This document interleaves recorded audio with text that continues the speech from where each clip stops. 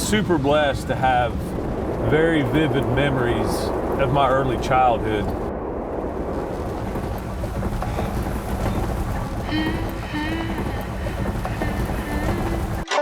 My whole entire life, as far back as I can remember, my dad always talked about the generations of Jacksons.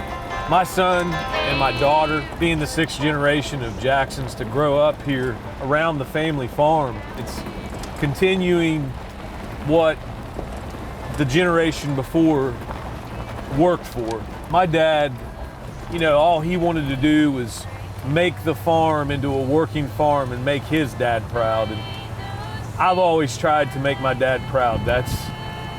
It's really been my main focus growing up. I cannot lie, I love hearing my dad tell me, "That's a great job. I'm proud of you." Dad would always joke, instead of test driving, he would say, "I'm going to try on vehicles." 6'5", 6'6". My dad was larger than life, man. And it was several months later, I remember him telling us, babysitter's gonna come. Your mom and I were gonna go try on vehicles again. We think we found one. And then that next morning, we wake up and we look out and there's this bright, shiny yellow vehicle with mud all over it. It was a truck, it was a camping vehicle, a travel vehicle. It done what we wanted to, got us in and out of the house. I had my own private parking place down at the plant because I had so much red mud in it, nobody else wanted to park there. I have a few photos here. This picture here is a little stream up in the mountains called Seneca Creek, and it's known for its native trout. We'd go up there and spend a week at a time. We're going to try to go down there again, the end of July. I hope we get to make it. And this picture is one of my favorite pictures. Is Jason. He killed his first buck on the back of my Scout. He's went on to become a great hunter after that. And there's a picture of the Scout after it had been set for a while. 30 years.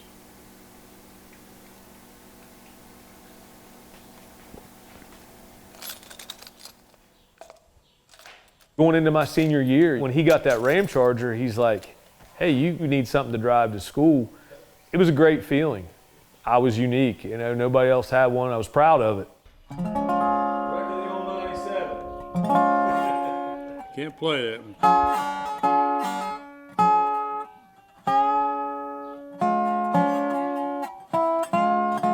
It got me to and from, big deal. It got me to football practice and back, whatever.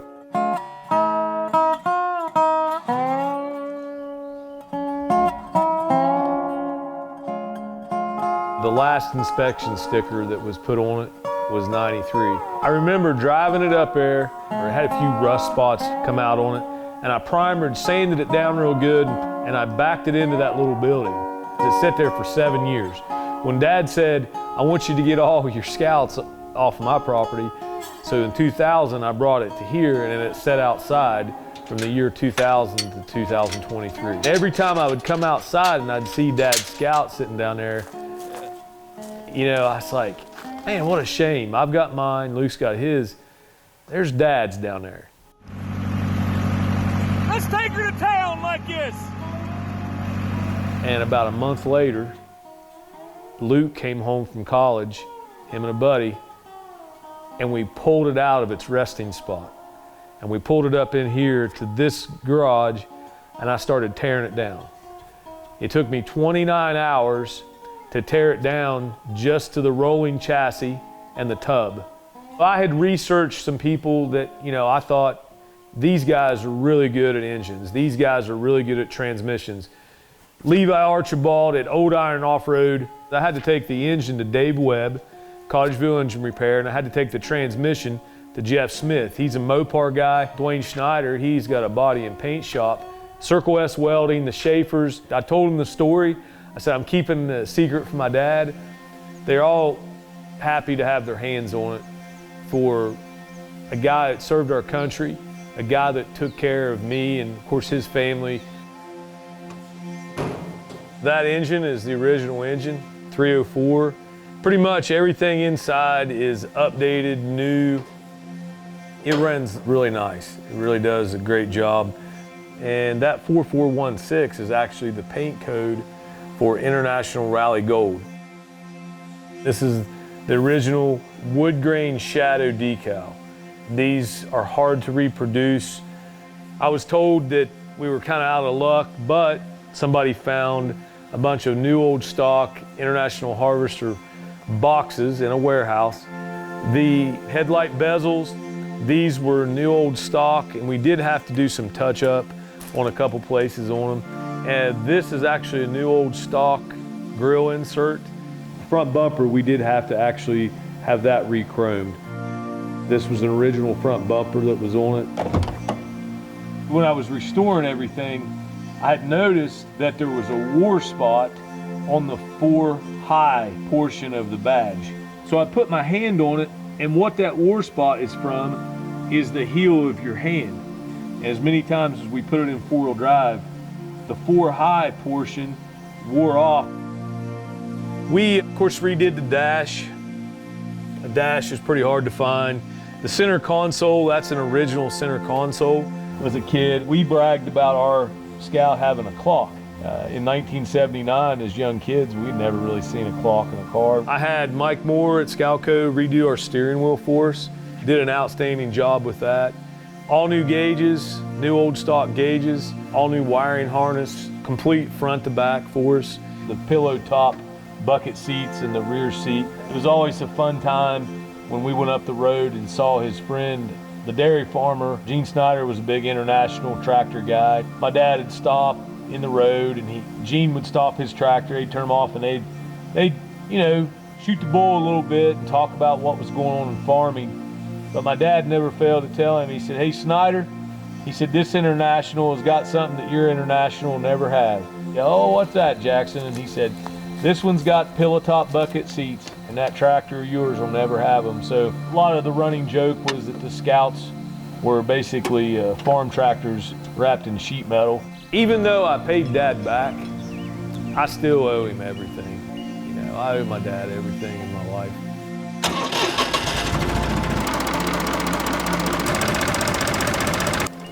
My work ethic, he mentioned that I'm hard-headed. You know where I get that from? It's him, okay? And the reason that I don't quit and I don't back down is because I've never seen my dad quit. I never saw him quit at anything, and that's why I am who I am.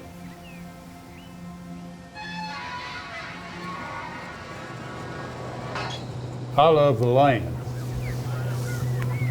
I love my farm. I love my kids. I love my Scout, and I loved it both times. If life is vapor, that's a Bible verse, you know. It appears just for a second, and it's gone. But as far as that Scout, you know, we hope that Dad enjoys it till the day he passes. I enjoy it. My son Luke, and hopefully there's a grandson.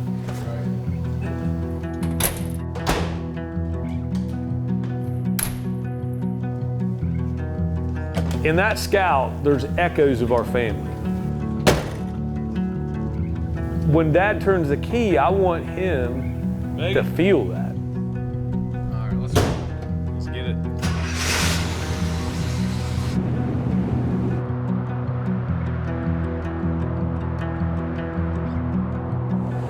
My very soul knows that when you tell somebody you love them, or you love something, or you love someone, you're going to do everything in your power to take care of that person, to lift that person up. You're going to invest your time in it. You're going to give your whole life to it. Rebuilding a 40-plus-year-old vehicle that you loved as a kid.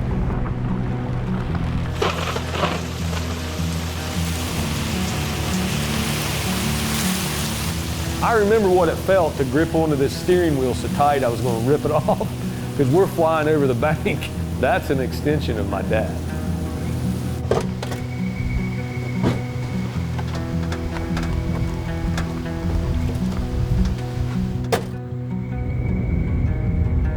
That's what causes people to do extraordinary things. We're all humans, man. It's the best thing you can do is invest your time, build something up, love it, and give all you got for it. If you do that, there's nothing else really you need to do in your life.